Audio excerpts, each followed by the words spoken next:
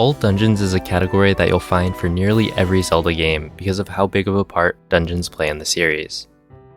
But Breath of the Wild is a bit different because of the open world nature of the game and its focus on shorter shrines instead of complex dungeons. In this video, I'll be breaking down what all dungeons means and the reasoning behind the current route. Because the divine beasts are more complex than shrines with separate minimaps and carry more story significance, they're what we count as this game's dungeons. The goal of the run is to complete them all and then defeat Ganon in Hyrule Castle as quickly as possible. The category is a really good showcase of Breath of the Wild speedrunning because at just under an hour and a half, it's short enough to stay engaging while showcasing a majority of the glitches we use in speedrunning. I won't talk about all of the glitches we use, but I'll highlight a couple of the newer ones. First, there's BLSS, or Bow Lift Smuggle Slide. This glitch completely changed Breath of the Wild speedrunning by giving us a super easy and fast way to travel large distances, with the only requirements being a bow, shield, bomb, or other object Link can pick up, and a ledge to step up onto. After its discovery, all dungeons was the first category to get completely reworked because of how far apart the divine beasts are. The overworld movement went from being consecutive, really precise BTB setups to just drawing a straight line across all of Hyrule.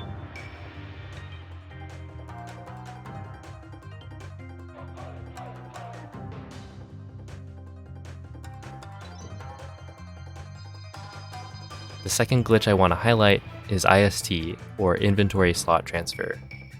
This glitch also changed nearly every category in Breath of the Wild because it allows us to corrupt the inventory and duplicate whatever items we want. While it wasn't as revolutionary for all dungeons, and barely changed the overall structure of the run, it made it significantly easier for reasons I'll get into later. With that being said, let's get into the run. Every run of Breath of the Wild starts with the Great Plateau.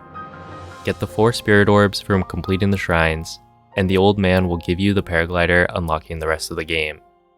The only difference here between any percent and all dungeons is the extra materials you need to grab for healing and scrap materials required for IST.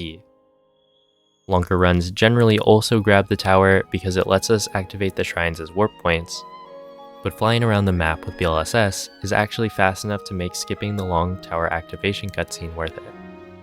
After Plateau, the first dungeon to complete is Va Meadow. The game doesn't enforce a specific order for the divine beasts, so we get to choose. Meadow has been first for a long time because it gives us access to Rivali's Gale as well as the Great Eagle Bow. Gales make the puzzles and the other divine beasts faster, and the Great Eagle Bow allows us to destroy all the other bosses because of its amazing range, fire speed, and damage. On our way over to Rito Village, we make a couple of stops in order to collect materials that we'll be duplicating with IST. The first stop is Hyrule Castle, as it's basically the only place you can get ancient arrows. We use a BLSS to get there, open a chest for the ancient arrows, grab a royal bow, and then BLSS away. The next stop is the Tabantha Fairy Fountain to grab fairies. Fairies are the best healing item in the game because they activate automatically without having to open the menu, so once we get ourselves an infinite supply, we no longer need to worry about healing.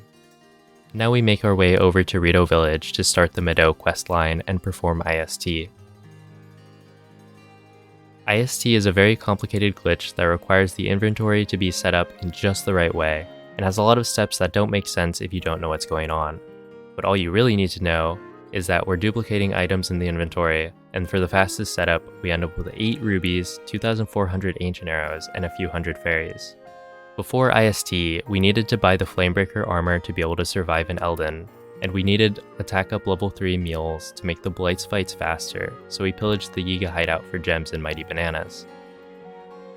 Now we can just sell the rubies, tank the burn damage with fairies, and deal enough damage with ancient arrows to skip the attack up meals. With everything set up, we talk to Teba, do the archery minigame, and then complete the Meadow entry section. This part's made slightly faster with ancient arrows because they one-shot the cannons.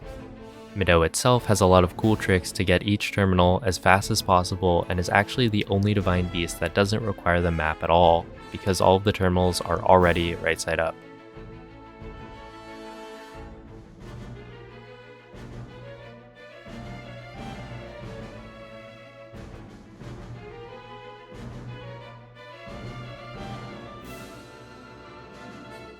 After Meadow, we grab the Great Eagle Bow from the Rito Elder and then BLSS over to Gerudo Town to start the Naboris quest. Doing Naboris before Ruda is important because we need to get 20 shock arrows as part of the Ruda quest line, and we can just buy them in Gerudo Town to make that part a lot quicker. There's ways to skip the Vi outfit, but currently it isn't faster to do so because the consistent setups for it take too much time. So we get the clothes, talk to Riju, and then BTB our way over to the Yiga hideout to retrieve the Thunder Helm. This is one of the only places you'll see BTB is still used in speedruns because they're still the best way to get lots of height really quickly, and we have to get over some mountains to get to the hideout.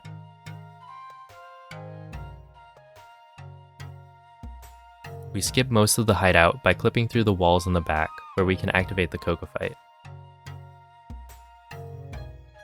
Because we didn't activate the tower, we have to BLSS back to Gerudo Town to then start the Naboris entry. Naboris entry is cool because we don't actually use the Sand Seal. It's faster to abandon it and either Windbomb over directly, which is very difficult, or Windbomb away to set up a BLSS.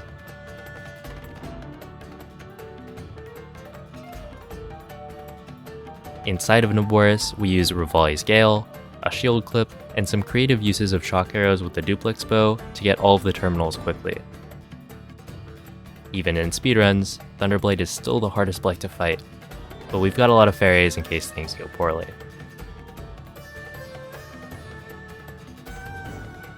Next stop is Ruda. The ordering here isn't as important, but Goron City is closer to the castle, so we want to do Rudania last to make that movement a bit faster. I touched on it earlier, but BLSS really simplified how overworld movement is routed. Here, we warp to Naboris and then set up a slide all the way across the map to Zora's Domain. This might be the longest slide done in any category and looks pretty funny on the route document. The Zora's Domain section of the run is generally called Fish Trauma because it consists of 5 minutes of mashing through dialogue followed by a quest to get 20 shock arrows, which we already have.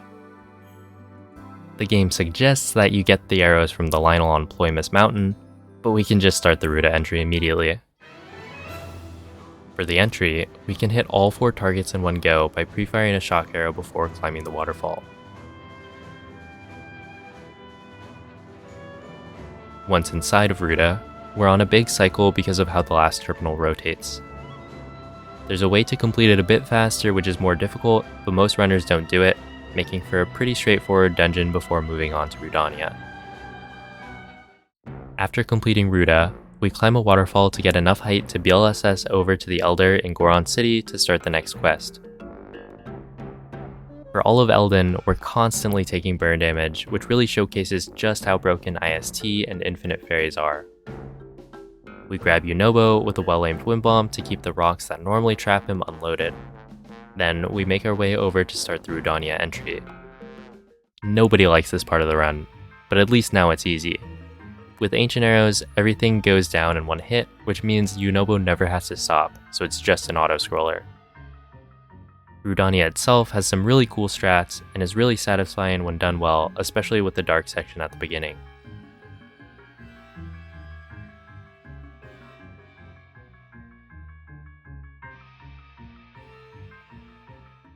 With all of the Divine Beasts completed, we just need to go to the castle and finish the game. There's a setup for Calamity Skip, which is similar to the Windblade skip we do in any percent that's slightly faster, but it's been shown to be a little bit inconsistent, and the Great Eagle Bow with Ancient Arrows and Urbosa's Furies is super easy, so we just use that to melt through the half of Calamity's health bar that's left.